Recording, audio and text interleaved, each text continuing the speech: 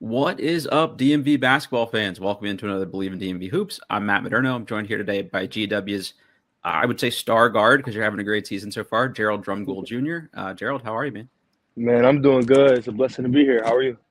I'm doing great. Like I said, having a great season so far, and figured big game coming up here tomorrow, which we'll get a little more into in a minute, but wanted to just touch base and figured this was pretty good timing to do so. Yes, sir. Yes, sir. I appreciate you having me. All right, everybody, you know the drill at this point. We're brought to you by Stateside Vodka and their Surfside Hard Iced Teas, Hard Lemonades, and Bet Online. The biggest betting weekend of the year is finally here, which means more updated odds and props for Super Bowl Sunday. BetOnline is the world's most trusted betting platform and your number one source for online betting. We have hundreds of props, MVP odds, exclusive in-game live betting. BetOnline is your ultimate game day companion. Whether you're a seasoned fan or first-time bettor, BetOnline offers you everything you can think of to enhance your game day experience. Visit the website today and makes the game day action count a little bit more. BetOnline, the game starts here.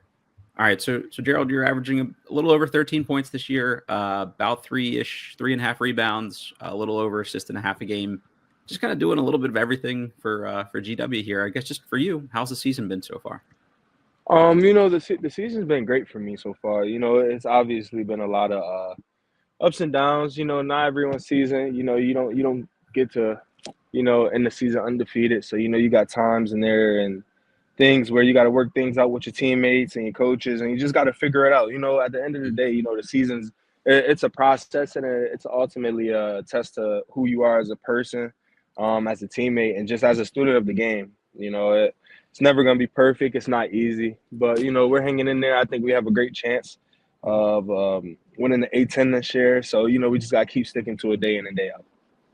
I feel like you mentioned the ups and downs a little bit. For you guys, it's certain things like the offense has clicked really well for a while, and the defense has clicked really well for a while, and then folks have been healthy, but it's just sort of never all sort of clicked at the exact same time for like a sustained portion of the season here so far. But you guys are making the best of it.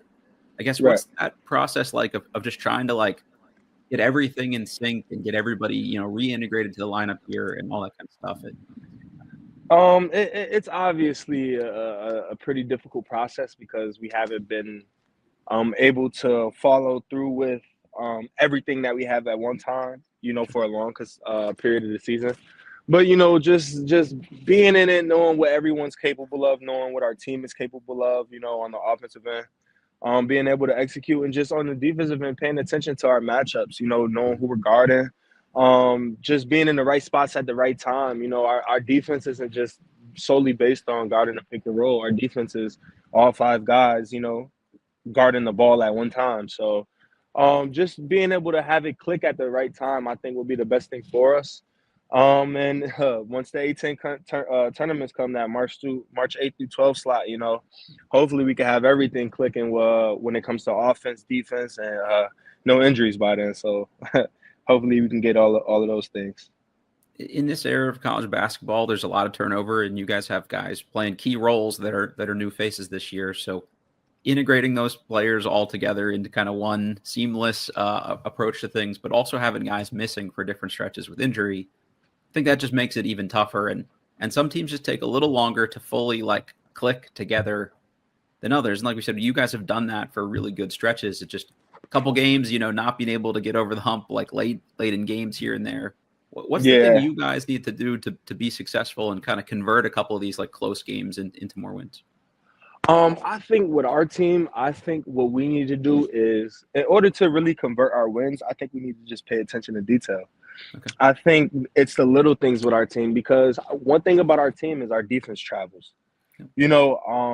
Every night we're gonna play defense. Offensively we might not have the best shooting night Mhm. but our defense is always gonna keep us in the game. So I think it's just paying attention to the little things, just being able to steal easy baskets when the offense isn't going. And I think just a big thing for our team right now is just getting on the boards. Yep. We try to stay in that 75 percentile rate of rebounding the ball. Keeping teams off the offensive glass and just limiting them to one shot. So I think that's just our biggest thing. When it comes to that. I wasn't as familiar with your game, prior to this season. I wasn't. I'm more locked in on the DMV teams here, so I'd seen you play a little bit at Delaware, and I was focused Right. more on the offense. But I've been impressed with your defense specifically because you give that lineup some like positional versatility, right? Like you can guard some guards, you can guard some forwards, and kind of scale up and down. I think that really helps the rest of the team out here. Is that sort of versatility something that you pride yourself in? Yeah, man. I mean, man, just growing up, I've always been the type of player where, I've had to guard guys that play the 4 or 5 position. Mhm. I've had to guard point guards in certain situations. So it's something that I'm not new to. It's something that I'm used to, and I just try to take full advantage of it. No matter who's in front of me. I take responsibility in my job on stopping the ball. And if the ball does beat me, I have responsibility and trust in my teammates to. Whereas if the ball does get past me, they'll help me, and then we'll just make the next right play. So I really appreciate that. I read that you played some football at a pretty high level growing up here too, and you can kind of see that on the court when like this bigger guy gets switched on to you. You don't give up ground, and I don't know. It feels like some of these guys are a little surprised, like, oh, I can't move this dude. Right. Yeah, That's no. cool. Football was it was an amazing opportunity that I got in high school. When people ask me, would you rather play football still or basketball? I try not to think about that a lot because I really had some great opportunities in football. But I'm blessed to be here today. I'm blessed to play the game of basketball, and I'm really blessed to, even though I've been to 4 different spots, I'm blessed that all of the connections I made with the people that I've been there with, teammates, turning to former agents, or I mean, turning to current agents, or just seeing where my teammates and my coaches take off from Mhm. here. It's amazing. It's a blessing within itself because I can potentially get more opportunities from them. So it's really about who you know. So it's a blessing with all in itself. Nothing wrong with being exposed to more people and getting different life experiences and finding what you do or don't like, and that kind of helps you for later in life here too. So that makes a lot of sense. For anyone that hasn't seen you play this year, how would you describe your game? That's funny. I tend to describe my game. A lot of people see the shooting aspect of my Mhm. game. I'm a very good shot maker and taker. But I like to describe my game solely off of my passing. Like I think I really it's the little things. I'm a great, not to sound cocky, but Yeah, I I'm got you. more the better shooters to where, I have to draw more defenders. I have to draw Yeah. more helps when coming off of ball screens. When I have the ball, teams have to be more alert. So just Mhm. being a threat on the court. I think that's my greatest thing. No matter where I'm at, I'm always a threat, whether it be to drive, shoot, score, pass. And I think that's what teams are looking for nowadays. Yep. That guys that are very versatile who can fit into a system, and then when the time comes and it's time for me to get the ball, then I'm able to make a play with it. But other than that, I think coaches are really looking for players who are just willing to play defense, who are selfless, who's willing to fit in their system, who could score without the ball, but also with the ball.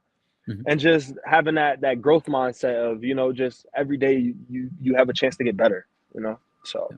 I I like think that. that's what I Yeah, see my game as. I think that's even if you were looking at this in a selfish lens, when you are a shooter who is a willing passer, it also helps you get more shots on the back end too. So Yeah. it frees you up, to be more of a dynamic option that teams have to account for. So I think either way that works out for you here. You mentioned the shooting aspect, uh, taking a high volume of 3-point shots this year. Percentage not as high as I think you think reflects the level of shooter that you actually are here, but heating up the last 2 games here specifically after a little bit of a cold spell before that, you've made 9 of your last 22 3-point attempts in the last 2 games. That's over 41%. Is there anything that you went back to the lab and tweaked here a little bit to get this back on track? Or is this a confidence thing, or what are we seeing here that's resulted in that? Yeah, I just think it was a focus thing. Shooting. Obviously, when you watch somebody shoot, you can't really tell, what kind of tweaks and changes they make from the outside looking in. Yeah, You just could to determine if it's a pretty shot or not. sure. And I think for my shot, I think I was moving the ball a little too much, Okay, creating my shots to be missed all over the basket, like left, right, back rim, front rim. gotcha. And usually, generally, when you want to miss the shot, if you were to miss, you would want to miss it back rim, always Hmm. on point, never left, right. Yeah, So I think it was just something I had to go in the gym and just tweak and just constantly focus day in and day out on, just shooting the same set shot rep. Mm-hmm. Continuing to just constantly rep out the same shot and just build that muscle memory, to constantly just keep shooting the ball. And, when you go through a shooting slump like I did those past 4 games, it really messes up your percentages. Yeah. And, you got a lot of people in your ears talking like what you need to do and what they would rather see you do. But, just for other people that's out there listening, you just got to keep shooting. That's the only way to fix it. And just focus, take account the details that you're being told and, just keep working at it. I think that was something that helped me in this process. I didn't get discouraged about it. Mm-hmm. I just kept working at it, and that's the only thing I could do. And, it's starting to pay off these past 2 games. Is that just you getting in the lab on your own? Is there someone on the coaching staff specifically that's helping with that? Like, I guess what's the role of your teammates and coaches in that process too? I think it's a combination of both. You got to have the will for yourself to want it. Yeah. But then you can't also just have your coaches wanting it for you. They obviously want it for me and I want it for myself. So I think it's a win-win for everybody. And then on top of that, just having the right teammates and coaches around you, like no matter how many shots I miss or if I miss, my teammates believe in me 100%. My coaches believe in me 100%, so I can go miss 6 in a row and they'll still tell me shoot the next shot if it's the right shot. So I think that really goes a long way. And it just goes to show what type of people I'm around. I'm around a good group of people, a good coaching staff, who believes in me and want to see me thrive. So, it's an amazing feeling to know, like, when you're down, you got people to help you lift yourself back up. Yeah, you guys seem like a tight-knit unit, and I think that's one way you can always tell when someone is a really good shooter. The teammates and coaching staff know, and if they didn't want you to be taking those shots, like it would be pretty obvious to tell. So like the fact that, hey, every time like guys are going to kick you that ball, if there's a little bit of daylight there, that they're going to swing that thing. So I think that should tell everybody like, hey, these guys know what's up and they're seeing it in practice every day and things like that. And glad to see it paying off on the court here the last couple games. Yes, sir, man. I appreciate you. Thank you. Any players you watch or study or things like that you're stealing little pieces of their game from? Yeah, I watch a wide spectrum of the NBA. It's kind of different now that I have friends in the NBA. Sure, I have a plethora of friends in the NBA. So I tend to watch them more, and I tend to be more biased about the things that they do. Yep. However, though, just watching basketball in general, I love the sport of the game, and I like studying the sport. Mm-hmm. I think I really like, if I had to choose a player, I will model my game after. I think I will be good in a very good Derek White role.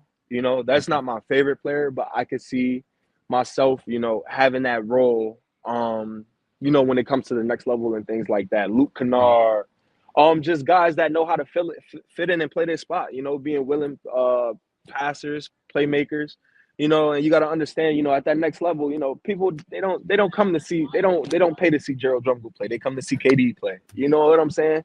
So just understanding the game within the game and just being able to, adapt and have that growth mindset through it all. There's obviously going to be some ups and downs, whether in your college, NBA, high school, whatever profession you choose, and just to be able to stick with it, is the ultimate test of who you are. So I think that's a very mature perspective to look at, and doesn't mean that you can't grow into those larger roles over time. But when you come in, it's find a way to stick and fit in with a team and make yourself invaluable. So I think that's a really smart way to look at it.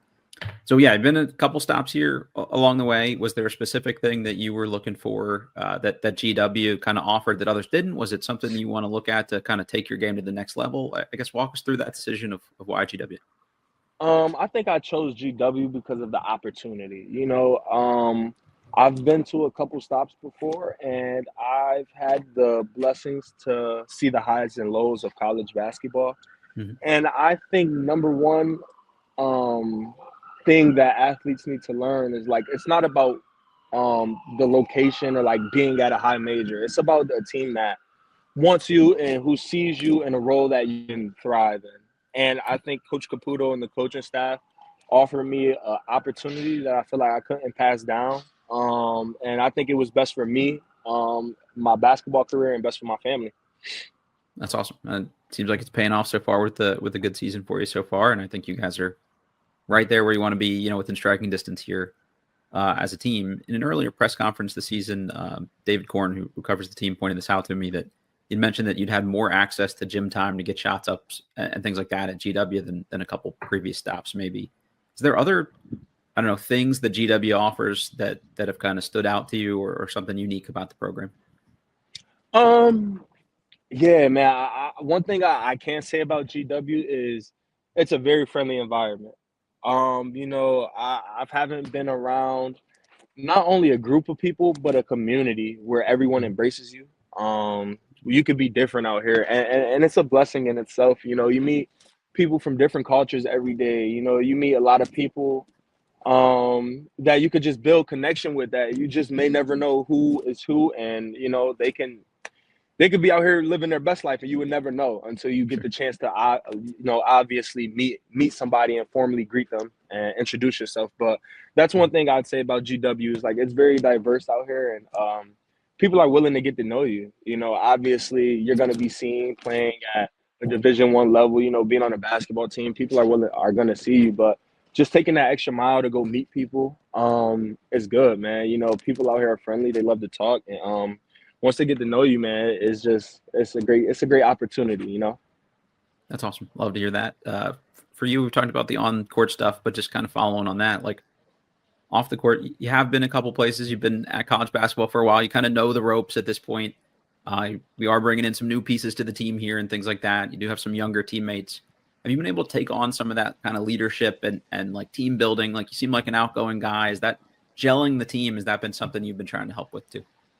Yeah, obviously it's been a process, but I think it's something that I've been working on, and also just learning, being that it's my first year with the guys, Yep. the way the college landscape is nowadays, teams are changing. You're getting a lot of 1-year teams instead of 4-year teams, So just coming in my first year and just allowing the guys to open up and trust to me, I think was number one.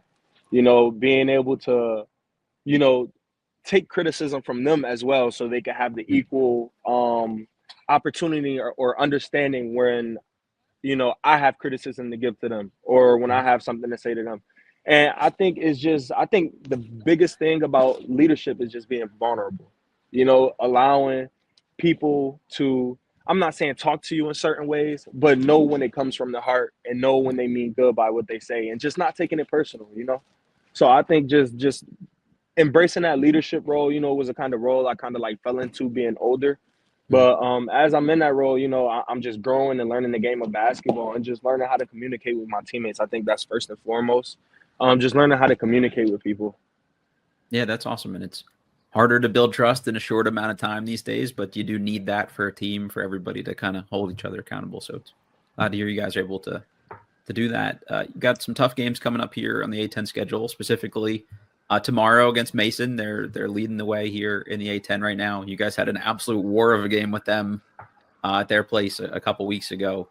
I don't know, does this one have a little extra meaning to it because it's the hometown rival, or they snuck one out on you in double overtime last time? Yeah, I feel like this, honestly, I think every game in the A10 has meaning, Right now, how the A10 is set up, you got your top 3 teams probably with 1 or 2 losses, but after that, we're 8th in the A10 right now, and we're tied with 5 different teams. We could be 3rd place with 1 win, and I think that's the beauty about the A10. It's very competitive.